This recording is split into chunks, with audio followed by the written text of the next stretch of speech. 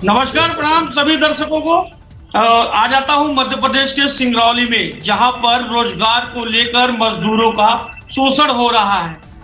तमाम ऐसे विपक्ष के लोग जो भाजपा पर आरोप प्रत्यारोप लगाते हैं कि भाजपा सरकार जो है मजदूरों के साथ नहीं है, रोजगार नहीं दे रही है।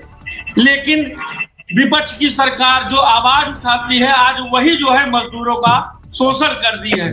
एक कहावत याद आ रहा है, हकीकत हो या फसाना मुश्किल है, चेहरे को पढ़ पाना। तो आज इस चेहरे को हम बेनकाब कर देते हैं। सिंगरौली से हमारे साथ जुड़ चुके हैं रामकेश शर्मा जी। शर्मा जी, आप बताएं आपके साथ क्या कुछ हुआ है, क्योंकि आप बता रहे हैं कि 15 वर्ष से जो है आप डीबीएल में काम करते आ रहे हैं, क्या कुछ हुआ? हमारे साथ जो हुआ आपको मैं बयान कर देता हूँ। मुझे जानते हैं क्या हुआ। सिंगरौली में मेरे साथ बहुत ज्यादा अन्याय हुआ है। आवाज जा रही है अपनी? बिल्कुल, बोले आप। तो सिंगरौली में क्या है कि मैं 15 साल से निगाही बेस्ट साइड में काम करता हूँ, एनसीएल के आउटसोर्सिंग प्रोजेक्ट में। आउटसोर्सिंग में आज 15 साल से मैं काम कर रहा हूँ वहाँ। ये 5वीं कंपनी है जो कि डीबीएल के बाद आई है। कुंडई सिक्कल का काम कर रही है कुंडई कंपनी, जिसे कि 868 की लोकल लिस्ट जारी हुई थी डीबीएल से, लोकल वालों की। 70% सरकार बोलती है कि 70% बेरोजगार दिलवाएंगे। 70% की तो बात छोड़िए, हम 15 साल से काम कर रहे हैं और हमको निकाल दिया गया। हम 70% में नहीं आते हैं। 868 की लिस्ट निकली थी जिसमें 244 थे, 294 नंबर में मेरा नाम था। रामकेश जी, आप रामकेश जी, रामकेश जी, आवाज आ रही है? डीबीएल के वर्करों का नेता रामकेश जी, वो भी भर्ती नहीं करवाया, दलाली के चक्कर में 294 नंबर लिस्ट नाम छोड़ दिया। सारा आवेदन दिया हूँ सिंगरौली में, कोई प्रशासन सुनने को तैयार नहीं है। देखिए ये है, ये आवेदन है प्रशासन को मैं दिया हूँ। केवल बेस्ट साइड ही दिया हूँ, केवल बेस्ट साइड। जितना भी दिया हूँ बेस्ट साइड दिया हूँ, ठीक है। जितना भी आवेदन दिया हूँ इसमें सब सील मोहर लगा हुआ, देख लीजिए। आज मैं 8 महीने से बेरोजगार बैठा हूं घर में। जिस साइड में कंपनी काम कर रही है उस साइड का मैं वर्कर हूं, और मेरे को अभी तक ज्वाइनिंग नहीं दी गई है। बोलते हैं रेफरेंस ले आओ। रेफरेंस का मतलब होता है पैसा। किसी से भी रेफरेंस जाओ, यहाँ 294 लिस्ट में, लोकल लिस्ट में मेरा नाम भी है, इसमें देख लीजिए। ये लोकल लिस्ट है, लोकल लिस्ट में 294 में मेरा नाम है, रामकेश शर्मा, आप देख सकते हैं। इतना सारा आवेदन देने के बाद भी ना तो कोई प्रशासन सुन रहा है, ना रामकेश शर्मा जी, तो बोलते हैं रामकेश शर्मा जी, जी रामकेश शर्मा जी, आवाज आ रही है आपको? थोड़ा सुन भी आप लिया करें, बीच में की कोई किसी की आवाज आ रही है उसे भी सुन लिया करें। बोला सर, बोले। क्या कुछ आपके साथ हुआ, किस सन में आप लगे और किस पद पर लगे? आप पूरा मतलब, पूरा का मतलब होता है पूरा, आधा अधूरा नहीं कि मैं कंपनी में लगा, मेरे साथ ऐसा हो गया, फलाना हो गया, ठिकाना हो गया। मैंने बात सुन लीजिए आप। मैंने उनको एसपी साहब को भेज दिया। क्या भेजा आपने, मतलब शुरुआत से लेकर के अंत तक। यहाँ आपका एक स्टेटमेंट आपका सुना जा रहा है, जिसको आपके दर्शक सुनेंगे, वो अधिकारी सुनेंगे। आप कौन हैं भाई? अभी तक तो हम यही नहीं जान पाए, आपकी शिकायत क्या है यही नहीं समझ पाए, तो आपको कैसे प्रशासन समझेगा? आप शुरुआत से बताइए कि मैं रामकेश शर्मा इस सन में, सुन लीजिए आप पूरी बात को, कि स्टेटमेंट दर्ज कैसे करवाया जाता है। मैं इस सन में इस फला फला पद पर लगा हुआ था, इस जगह मेरा उस समय वेतनमान इतना था, 15 सालों में मुझे ये सुविधाएं दी गई। ये कंपनी बंद किस कारण कंपनी हुई? कंपनी का एग्रीमेंट क्या था? कंपनी ने उसके बाद आश्वासन क्या दिया? उसके बाद आपने धरना प्रदर्शन किस तारीख को आप बैठे? उसके बाद आपके पास कौन आता है, आपको कौन आश्वासन देता है? फिर जो आप अधिकारियों को, जो आप चिट्ठी पत्री आप जो भी आप भेज रहे हैं, उनमें क्या लिखा है ऐसा कि आपकी कार्यवाही को लेकर के लिखने के बावजूद भी वो आपसे क्या ऐसा मांग रहे हैं? तो पूरा मतलब पूरा शुरुआत से आप बताएं कि आप कंपनी में कब लगे और आज तक हुआ क्या है? जी निगाही में मैं 2011 में नहीं डंपर ऑपरेटर ड्राइवर के पद पर नियुक्त हुआ हूं। वहां में आउटसोर्सिंग में सोमिया माइंस कंपनी आई थी, पहली कंपनी में मैं ज्वाइन किया, डंपर ऑपरेटर था वहां पे। आई इसी तरह 4 कंपनियां आई। सोमिया माइंस के बाद बीजीआर आई, बीजीआर के बाद वीपीआर आई, वीपीआर के बाद डीबीएल आई। लेकिन लोकल लिस्ट के हिसाब से हमारा ड्यूटी हो जाता था। इस बार नेताओं के दबाव से और मेरी ड्यूटी नहीं हो पाई रेफरेंस के चलते, दलाली के चलते। ये 5वीं कंपनी है, वहां पे डिगाई में। बिल्कुल शर्मा जी, जैसा कि आखिर ऐसे कौन नेता थे जो आप लोगों को लेकर के जो है जिला कलेक्ट्रेट कार्यालय के बाहर धरना दिए, और धरना कितने दिन तक चला, और इस धरना में क्या कुछ अधिकारियों द्वारा जो है आश्वासन मिला? अधिकारियों द्वारा ये धरना के नेतृत्व कर रहे थे अविनाश पांडे जी। उसमें 10 लोगों का नाम था, जिसमें अविनाश पांडे को सौंप दिया गया था।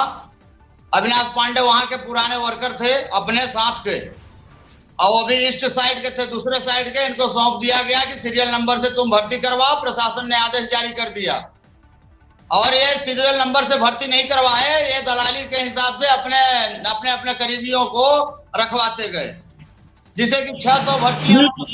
बिल्कुल। लेकिन जिले के कलेक्टर, जिनके ऊपर सारी जिम्मेदारी होती है, एसडीएम जो राजस्व देखता है, और खासकर लॉ इन ऑर्डर संभालने वाले जिले के पुलिस अधीक्षक, ये लोग कर क्या रहे हैं? आखिर एक जो है नेता आकर के अधिकारी के पास जो है धरना दे रहा है, और सीरियल नंबर की भर्ती लेकर बैठा है, और सीरियल नंबर की भर्ती नहीं हो रही है। अधिकारी क्या कर रहे हैं आपके जिले के? कलेक्टर की तो बात छोड़ दी है। कलेक्टर तो चस्पा कर दिया है कि नौकरी मांगने हमारे पास कोई नहीं आए। ठीक है, नौकरी मांगने हम नहीं आएंगे, लेकिन हमारी पुरानी जो नौकरी हो तो मिलनी चाहिए है, वो तो मिलनी चाहिए। ये सौंप देते हैं एसडीएम साहब को। एसडीएम साहब ने मेरे पास 8 बार मैं गया उनके पास, कम से कम 8 बार। उन्होंने टेस्ट मैसेज में आईडी नंबर मंगाया, व्हाट्सएप में मेरा डॉक्यूमेंट मंगाया, मेरा हार्ड कॉपी डॉक्यूमेंट रखा उन्होंने। लास्ट में बोलते हैं कि ऐसा केस कर देंगे कि 10 साल सड़ोगे।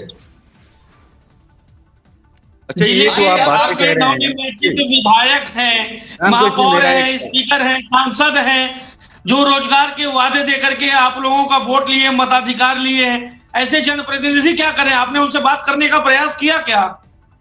बहुत बात प्रयास किया। यहाँ के विधायक हमारे जो है सिंगरौली के, और माननीय राम निवास जी, मैं 3 महीने से उनके दफ्तर पर हाजिरी लगा रहा हूँ। भैया बोल दीजिए, भैया बोल दीजिए, रेफरेंस मांग रहा है। आप क्या हमको नहीं पहचानते हैं? आप बोल दीजिए कि नहीं हम इसको पहचानते हैं, मेरा रेफरेंस दे दीजिए, आप अपना रेफरेंस दे दीजिए, मैं ड्यूटी ज्वाइन कर लूं। बोलते हैं हमारा सुनता ही नहीं कोई। और मेरे पास वो फोटो है कि उस दिन वो दिवाली के दिन कंपनी खुद नकदरान करने आई थी, उनके यहाँ दंडवत कर रही थी। भाई, जो कंपनी दंडवत कर रही है तो सुनेंगे नहीं है? उनका दामाद अभी पता चला है, 1-2 लोग बताए कि उनका दामाद 2 लाख रुपए मांग के भर्ती करवाता है? और हमको रेफरेंस नहीं दे रहे हैं। वो बोल रहे हैं पुराने वर्करों को हम जानते नहीं, बताते हैं डीपीएल सुन ही नहीं रहा मेरा। ऐसे जनप्रतिनिधि है हमारे सिरों में। मोहित जी, आपको तो एक लंबा अनुभव हो गया है लड़ाइयां लड़ते हुए, धरना प्रदर्शन करते हुए, और ऐसी बहुत सारी चीजें। क्या आप देखते हैं कि अधिकारियों का आखिर रवैया जो है ये इस तरह का जो रहता है पीड़ितों के प्रति, क्या ये ठीक है? क्योंकि अधिकारियों को निष्पक्ष रहना चाहिए अगर वो चाहते हैं कि जनता के साथ में, और आम नेताओं को भी ये नहीं चाहिए कि नहीं ठगी शुरू कर दो, लूटपाट शुरू कर दो, क्योंकि ये तो पहले से ही पीड़ित है, इनको वेतन नहीं मिल रहा है, इनकी नौकरी छूट गई है। तो ये ऐसे में खुद ऐसे दर्द में जी रहे होते हैं, इनको एक सहारे की जरूरत है, उस समय इनको नौकरी की जरूरत है, और उस समय ही इनसे पैसों की मांग की जाए, डिमांड की जाए, कहाँ तक उचित है? देखिए, इसमें कुछ ऐसे प्रशासनिक भ्रष्ट अधिकारी होते हैं, वो ऐसी चीजों को नजरअंदाज कर देते हैं। वो देखते ही नहीं पीड़ित है। कई केस ऐसे आते हैं जो पीड़ित को अपराधी बनाने का काम करते हैं, और उसमें पूरी संलिप्तता जो रहती है वो अधिकारियों की रहती है। और मेरा मानना यह है कि देखिए, एक संगठन एक ऐसी चीज होती है, कहीं ना कहीं आपका सपोर्ट करता है। तो अधिकारियों के काम यदि गलत करना पड़ता है तो वो राजनेताओं के संरक्षण में उनके दबाव से आकर के करना पड़ता है। और हर अधिकारी की नैतिकता होती है, प्राथमिकता होती है कि वो निष्पक्ष रूप से कार्य करें। इसलिए अधिकारी होगा, ईमानदार होगा, नहीं होगा, वो वह निष्पक्ष रूप से कार्रवाई करेगा, निष्पक्ष रूप से हर प्रार्थी को न्याय दिलाने का कार्य करेगा। यदि गुलाम अधिकारी होंगे और अपने कार्यालय में राजनीति करने वाले अधिकारी होंगे तो वो कभी भी पीड़ितों को न्याय नहीं दिला पाएंगे, पीड़ितों के साथ सदैव अन्याय जैसी भावनाएं उनके अंदर बनी रहती हैं और ऐसे अधिकारियों का पुरजोर विरोध करना चाहिए। तो हर जगह भ्रष्ट लेकिन मोहित जी तानाशाही अधिकारियों की है। मोहित मोहित जी, देखा जाता है कि अक्सर जिला प्रशासन के दरवाजे पर जो है नेताजी लोग धरना देते हैं, आंदोलन करते हैं, प्रदर्शन करते हैं, जहां प्रशासन जो है उनको सामने खड़ा होकर के ज्ञापन लेती है और आश्वासन देती है। लेकिन एक ऐसे पीड़ित जो हमारे साथ जुड़े हुए हैं, ये बता रहे हैं कि प्रशासन कहती है कि हमारे दरवाजे पे आप रोजगार मांगने मत आना, फिर आंदोलनकारियों को मतलब बुलाएंगी और मजदूरों को जो है भगाएंगे। यह कितना सही है? ये बिल्कुल घोर अन्याय है इन लोगों के साथ में। इनके लिए एक मजबूत संगठन बनाना चाहिए उस क्षेत्र में और संगठित होकर के एक उच्च स्तर पर ऐसे अधिकारियों का, भ्रष्ट अधिकारियों का विरोध करना चाहिए। क्योंकि मैं मानता हूँ ऐसे अधिकारी 10-20 लोगों से नहीं मानेंगे। ऐसे अधिकारियों के लिए कम से कम सक्रिय और मेहनत वाले जो परिश्रमी कार्यकर्ता हों, ऐसे अधिकारियों के लिए 1000 कार्यकर्ताओं की आवश्यकता होगी। ये 50-100 कार्यकर्ताओं से मानने वाले अधिकारी नहीं है, क्योंकि ये राजनेताओं के गुलाम बन चुके हैं। बिल्कुल सिंगरौली की ओर फिर से जाना चाहूंगा मैं। शर्मा जी, आपने जब रोजगार मांगा तो एक चीज और सामने निकल कर आ रही है कि आपके ऊपर जो है अपराध कायम करने के लिए कुछ नेताजी लोगों ने जो है प्रशासनिक दफ्तर पर पहुंच करके आवेदन दिया। ऐसा कुछ मामला है क्या शर्मा जी?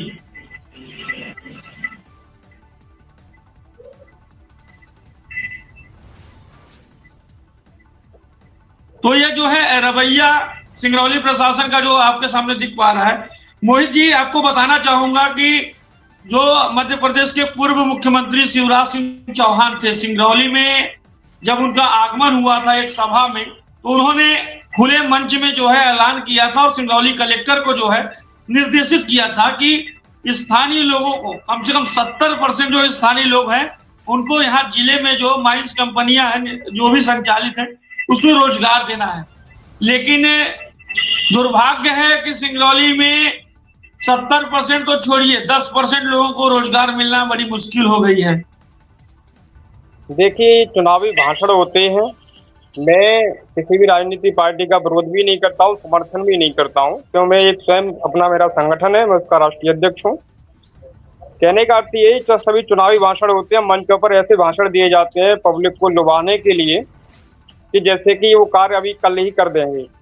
मैं शिवराज सिंह जी पूर्व मुख्यमंत्री से निवेदन करूंगा, जब आपने भाषण दिया था उसके बाद एक ही बार आपने निरीक्षण किया सिंगरौली में जाकर के? आपको निरीक्षण करना था। ऐसे ही हमारे उत्तर प्रदेश में माननीय श्री योगी आदित्यनाथ जी इस प्रकार से आदेश दे रहे हैं, सख्त निर्देश देते हैं अधिकारियों के लिए, लेकिन फिर भी अधिकारियों पर कोई भी असर नहीं पड़ता है उनका।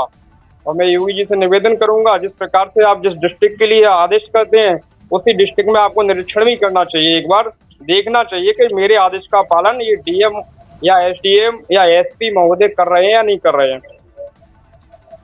जिले तो में जो चाहूंगा, बिल्कुल बोले आप बोले।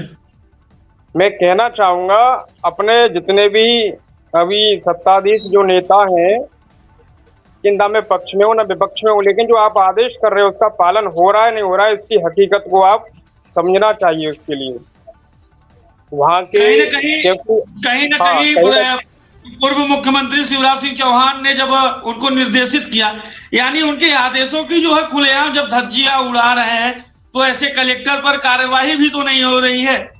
यानी कहीं न कहीं साठ-गांठ बहुत अच्छा है। तो उसमें यह है कहीं ना कहीं नेताओं की संलिप्तता रहती है और इन नेताओं को सोचना चाहिए कि जो हम जनहित के लिए, हमें जनता ने जो चुना है जिस कार्य के लिए, आज उनके लोकल के जो नेता हैं वही जनता के साथ अन्याय करते हैं और अधिकारियों को अपना गुलाम बनाकर न जाने क्या क्या पाप कराते रहते हैं। ऐसा नहीं होना चाहिए। और मैं यही कहूँगा, अभी वर्तमान में जो मध्य प्रदेश के मुख्यमंत्री जी हैं मोहनलाल यादव जी, उनको ऐसे चीज़ों पर सख्त से सख्त निरीक्षण करना चाहिए और संज्ञान में लेकर के आवश्यक कार्रवाई अधिकारियों के खिलाफ भी करनी चाहिए। बिल्कुल, एक समस्या जो गंभीर रूप में है, जो भी विधायक सांसद जो है चुनाव से पहले जो है कई वादे करते हैं कि आप हमको जो है मताधिकार करिए, हम आपको जो है शिक्षा, स्वास्थ्य, रोजगार में जो है बेहतरीन लाभ देंगे। लेकिन जैसे ही जनप्रतिनिधि बन जाते हैं, एक शब्द इनके मुंह से सुनाई देता है कि मेरा कोई नहीं सुनता, मेरा अधिकारी नहीं सुन रहे। तो जब इनका सुन ही नहीं रहे तो इनको फिर चुनाव लड़ना ही नहीं चाहिए। अच्छे लोगों को मौका देना चाहिए, जो वही लोग जो जिनका अधिकारी सुन सके, जो मजदूरों का जो है भला कर सके।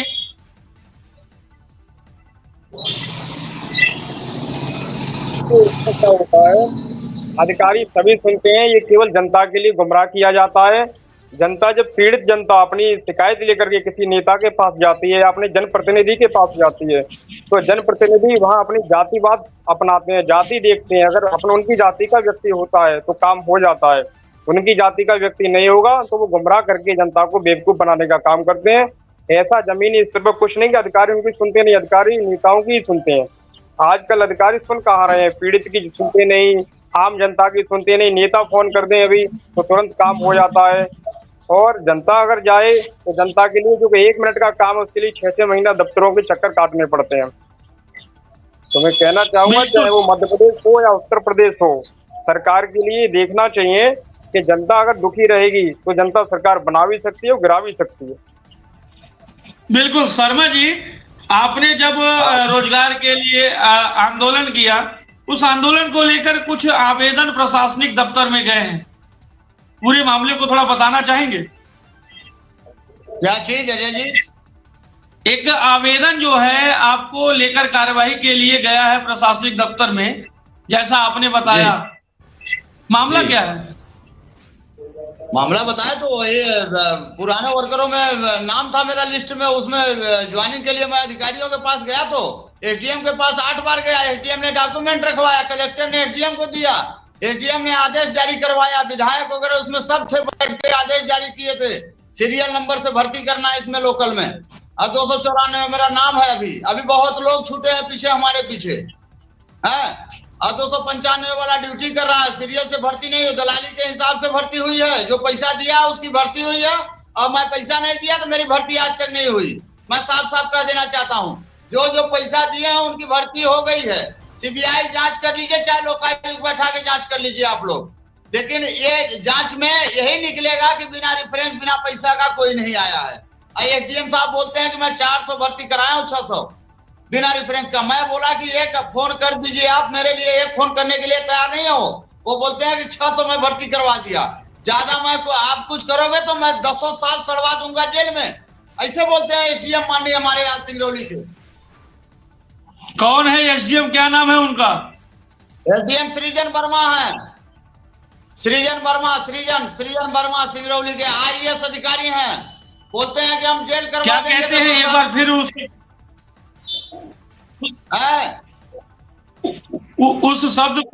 शब्द को जो है पुनः दोहराने का प्रयास करें कि एसडीएम साहब द्वारा क्या कहा जाता है? एसडीएम साहब द्वारा ये कहा जाता है 200 साल सड़ोगे जेल में, एक केस करवा दूंगा तुम्हारे ऊपर। और यहाँ तक कि 8 आदमी को जेल करवा दिए थे, हड़ताल वालों को, और जिसको जेल करवाई वो भी आज बैठा है। अभी 4 दिन जमानत नहीं दे रहे थे, वो बोले जमानत नहीं देंगे एसडीएम साहब।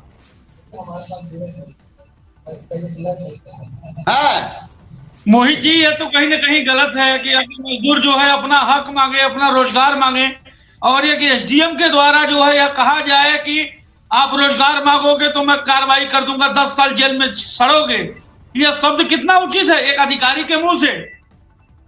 एक अधिकारी हमारे सामने पीआरओ साहब खड़े थे वहां सिंगरौली के, कलेक्टर पीआरओ के सामने बोले हैं। ये मोहित जी शोभा नहीं देता है, ऐसे शब्द अधिकारियों के लिए शोभा नहीं देते हैं। अधिकारी एक जन सेवक के रूप में कार्य करते हैं। अधिकारियों के लिए अगर काम नहीं करना है तो अभद्र व्यवहार करने का भी कोई अधिकार नहीं है, और ऐसे अधिकारियों के खिलाफ संज्ञान लेकर के निश्चित रूप से कार्रवाई होनी चाहिए। और ऐसी कार्रवाई होनी चाहिए जिससे अधिकारी भी आगे ध्यान रखें, क्योंकि अधिकारी कुर्सी पर बैठ करके ये भूल जाते हैं कि हम जनता के नौकरानी मालिक हैं, जबकि जनता मालिक होती है। और मैं मानव अधिकारों के संरक्षण के लिए काम करता हूँ। बार बार सभी लोगों को बताता हूँ कि आपके अधिकार इस प्रकार से दिए गए हैं कि आप सबसे सर्वप्रथम तो सबसे ऊपर जो भी अधिकारी है आपका शोषण कर रहा है, उत्पीड़न कर रहा है, तो संगठन को मजबूत कीजिए। वहाँ पर मैं पूर्ण रूप से सहयोग करूंगा।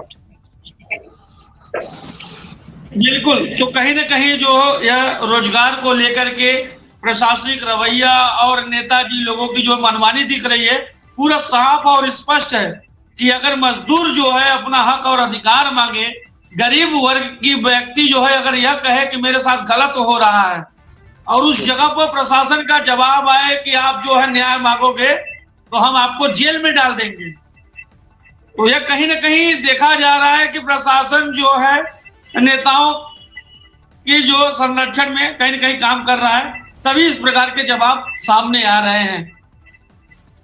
क्यों शर्मा जी?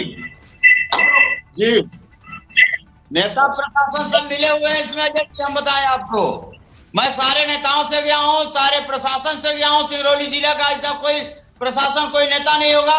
यहाँ तक कि प्रदेश के जो ये प्रभारी मंत्री हैं आपके संपत्तियां यूके जी, मैं उनको भी आवेदन दिया बिंद्रनगर सूर्या भवन में, उनको भी आवेदन दिया। वो बोली कि हम सुनेंगे। आज तक कोई सुनवाई नहीं हुई। 2 महीने कुछ गुजर गया, 2 महीने गुजर गया, आज तक कोई सुनवाई। अब लास्ट फाइनल डिसीजन यही है अजय जी कि हम लोग जाएंगे खदान में और परिवारों के साथ जाएंगे, बाल बच्चों के साथ जाएंगे, आत्महत्या करेंगे, वही आत्मदाह करेंगे। अगर नहीं कंपनी नहीं सुनेगी, प्रशासन नहीं सुनेगी तो आत्मदाह करने की जरूरत नहीं, आत्मदाह करने की जरूरत नहीं है। कहीं न कहीं आप मजबूर हैं, पीड़ित हैं। अपनी रोजी रोटी के लिए कौन नहीं लड़ेगा? 8 परिवार हैं, मान लीजिए आपके घर में एक आदमी कमाने वाला हो, घर में बैठ जाए तो उसका क्या मतलब निकलेगा? कैसे चलेगा उसका चूल्हा? कैसे चलेगा? आप बताइए, यहाँ का प्रशासन बता दे कैसे उसके घर का चूल्हा जलेगा? आप बैठा हो बताएं। तो लास्ट में हम क्रिमिनल नहीं बन जाएंगे? हमको तो क्रिमिनल प्रशासन बना रही है, हम कुछ भी करने को उतारू हो जाएंगे। मोहित जी, इस प्रकार से जो है पीड़ित जो है अपना दर्द झेलते झेलते यहाँ तक थक गया कि वह जो है आत्मदाह करने की बात कर रहा है। और सिंगरौली में नेता, प्रशासन, समाज सेवी, इनके लिए कोई शब्द रहा ही नहीं जो शब्द मैं इस्तेमाल करूं। जी, बहुत निंदनीय है ये तो। और जितनी इसकी निंदा कर सकते हैं नेताओं की, जो भ्रष्ट नेता हैं और भ्रष्ट अधिकारी हैं, जैसे एक कहावत होती है, चोर चोर मौसेरे भाई, उसी हिसाब से आजकल कर लिया है। नेता भी भ्रष्ट हैं, अधिकारी भ्रष्ट हैं। वोट मांगने के लिए जनसेवक बन करके आते हैं और अधिकारी भी जब शपथ लेते हैं तो जनसेवा के लिए शपथ लेते हैं, लेकिन उसके बाद में ये लोग कुर्सी प्राप्त करने के बाद इतने भ्रष्ट हो जाते हैं, इनको नहीं पता कि हम क्या पाप कर रहे हैं। ये बहुत निंदनीय है इनके साथ जो हुआ है, इसके लिए मुझे भी दुख है। लेकिन सिंगरौली में मेरी टीम नहीं बनी हुई है, इसलिए मैं थोड़ा इनका सहयोग संपूर्ण रूप से नहीं कर पाऊंगा, लेकिन फिर भी अगर ये चाहेंगे तो मैं इनका सहयोग करूंगा। मध्य प्रदेश के अंदर हमारे जो भी उच्च स्तर के पदाधिकारी हैं उनके माध्यम से इनका सहयोग करने का काम करूंगा। बिल्कुल। शर्मा जी, आपने आवेदन कहाँ दिया? अजय जी, मैं आवेदन तो जो दिया वो दिखाया। मैं अपना डॉक्यूमेंट दिखा देना चाहता हूँ। आज 11 साल से जो कि एनसीएल अथराइज लेटर भी मेरे को दिया, एनसीएल दिया है अथराइज लेटर अपने तरफ से, फिर भी ये मेरे को रखा नहीं जा रहा। ये देखिए, आप देखते जाइए,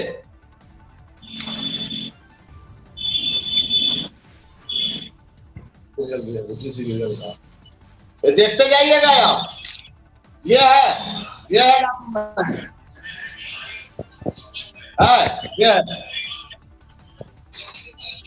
ये देखिए, ये डीबीएल का है, डीबीएल का ज्वाइनिंग लेटर है ये देखते जाइए आप।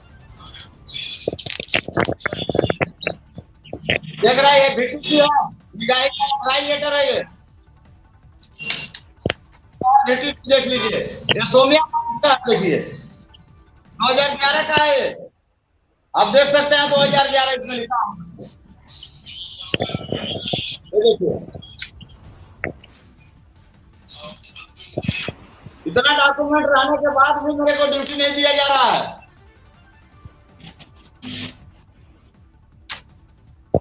इतना सारा मतलब मैं दे चुका हूँ। बिल्कुल समझ पा रहा हूँ आपकी भावनाओं को, आपके दर्द को मैं समझ पा रहा हूँ कि आपने जो है काफी प्रशासनिक दफ्तर में प्रशासन के पास जो है अपने फरियाद को सुनाने का प्रयास किया, लेकिन प्रशासन ने आपकी एक भी नहीं सुनी और जनप्रतिनिधि जिन्होंने पब्लिक का जो है मताधिकार लेकर के, उनका अधिकार लेकर के और उनके साथ किस प्रकार से शोषण अत्याचार कर रही है, साफ स्पष्ट दिख रहा है। आपके तस्वीर ने लोगों की आंखें खोल दी और लोगों को यह बता दिया कि मध्य प्रदेश के सिंगरौली में जो है किस प्रकार से अन्याय और अत्याचार हो रहा है। भाजपा कहती है कि हम जो है गरीबों के साथ हैं, दलित भाइयों के साथ हैं, मजदूरों के साथ हैं, शिक्षा, स्वास्थ्य और रोजगार हर बेहतरीन लाभ देने का प्रयास करेंगे। वहीं विपक्ष जो कांग्रेस है, कांग्रेस तमाम आरोप प्रत्यारोप लगाती है कि भाजपा जो है मजदूरों का नहीं सुनती है, भाजपा जो है रोजगार की बात नहीं करती है, भाजपा मजदूरों को रोजगार नहीं दिलाती है। लेकिन यही कांग्रेस के लोगों ने, कांग्रेस के ठेकेदारों ने, जातिवाद समीकरण बनाने वाले ठेकेदारों ने किस प्रकार से सिंगरौली में जो है अपना आशियाना बना लिया है, गरीबों के ऊपर जो है किस प्रकार से प्रताड़ित कर रही है उनको, गरीब जो है प्रताड़ना किस प्रकार से झेल रहे हैं। तस्वीर साफ स्पष्ट है। और सिंगरौली के जो विधायक हैं, नवनिर्वाचित विधायक नाम निवास का सांसद हैं डॉक्टर राजेश मिश्रा, महापौर रानी अग्रवाल, नगर निगम अध्यक्ष देवेश पांडे, आखिर ऐसे तमाम जनप्रतिनिधि होने के बावजूद भी अगर सिंगरौली में लोगों को रोजगार न मिल पाए और ऐसे जिले में जहां तमाम कंपनियां हैं, रिलायंस, हिंडाल्को, एसआर और एनसीएल, नार्थन कोलफील्ड लिमिटेड, वही एनसीएल जिनके द्वारा जो है तमाम ओबी हटाने का कार्य जो है कई माइंस कंपनियों को दिया गया है, जैसे चड्डा, कंडोई, डीवीएल, बघेल, सीएचपी माइंस, तमाम ऐसे माइंस जो है खदानों में काम कर रहे हैं। एनसीएल के द्वारा जो है ओबी हटाने का काम लेकर के और लगातार काम तो ले लिए हैं क्योंकि काम उनको मिला है, लेकिन लेने के बाद जिस प्रकार से सिंगरौली के लोगों को मोहरा बना करके सिंगरौली के लोगों को प्रताड़ित कर रहे हैं और सिंगरौली के नेता जो है मुखदर्शक बने हुए हैं और ऐसे नेता जो सिंगरौली के जमीन पर, सिंगरौली की धरती पर जन्म लिए हैं और सिंगरौली की धरती पर जन्म लेने के बाद भी सिंगरौली के लोगों का ही शोषण कर रहे हैं। कहावत है, हकीकत हो या फसाना मुश्किल है, चेहरे को पढ़ पाना, जिंदा हो तो जीकर दिखाओ, यूं अच्छा नहीं जीते जी मर जाना।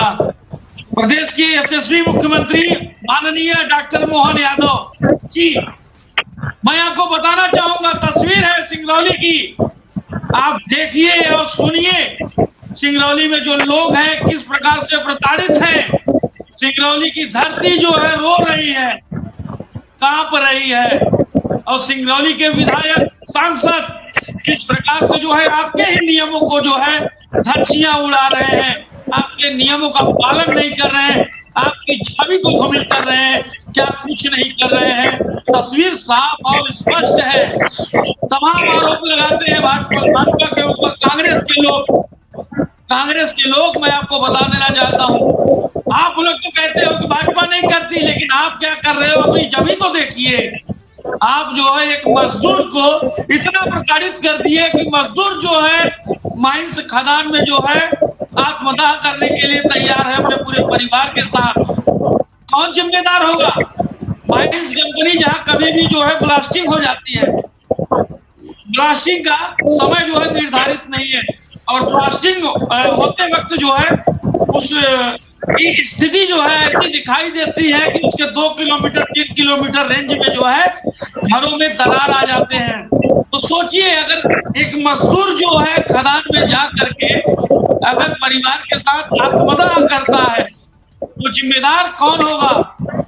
यहाँ के विधायक, सांसद, जिले के कलेक्टर या फिर लॉ एंड ऑर्डर की जिम्मेदारी संभालने वाले जिले के पुलिस अधीक्षक, जिन्हें एसपी कहा जाता है, एडिशनल एसपी है, यहाँ तो एसडीएम के ऊपर आरोप लग रहा कि एसडीएम कहते हैं रोजगार मांगोगे तो हम 10 साल के लिए जेल भेज देंगे। एसडीएम साहब, कौन सा नियम है आपके पास? कौन सी कानून पढ़ के आए हैं आप?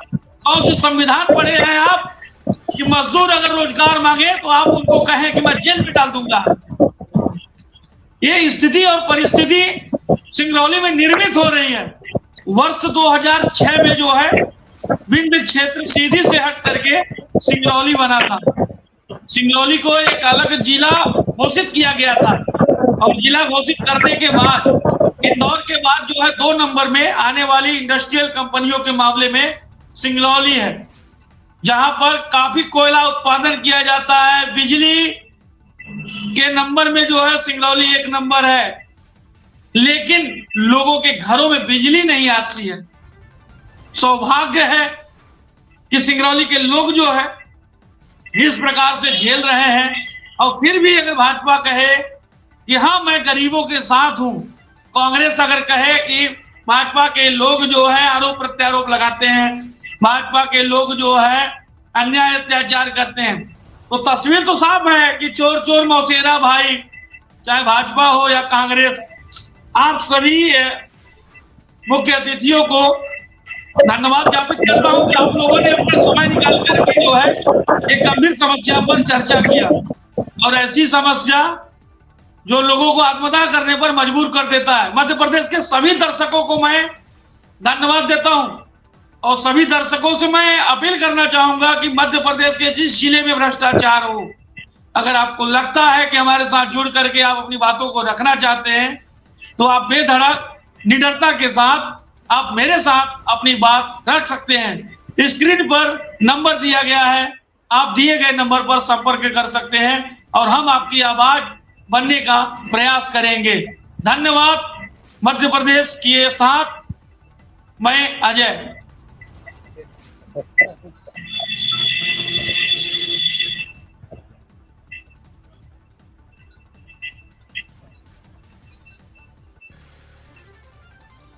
शर्मा जी, जानकारी देने के लिए बहुत बहुत धन्यवाद आपको। जी सर। आ जाइए।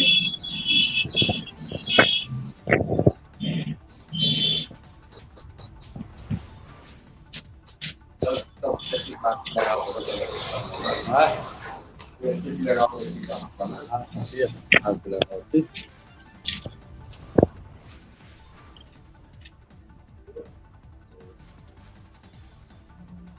40% बैटरी कर देती ना।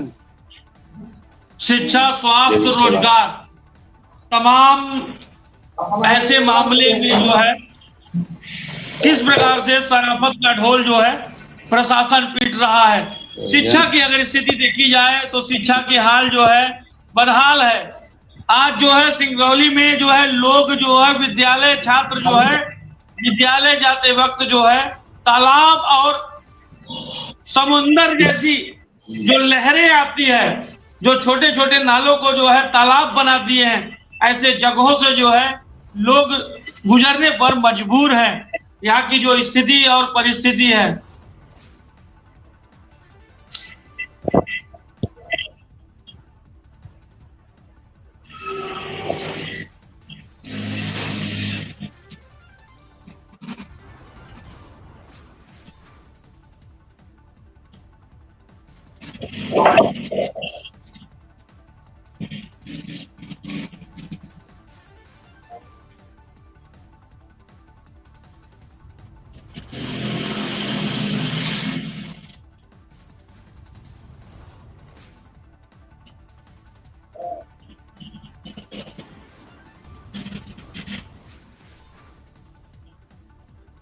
ठीक है मोहित जी, धन्यवाद आपको। जी धन्यवाद।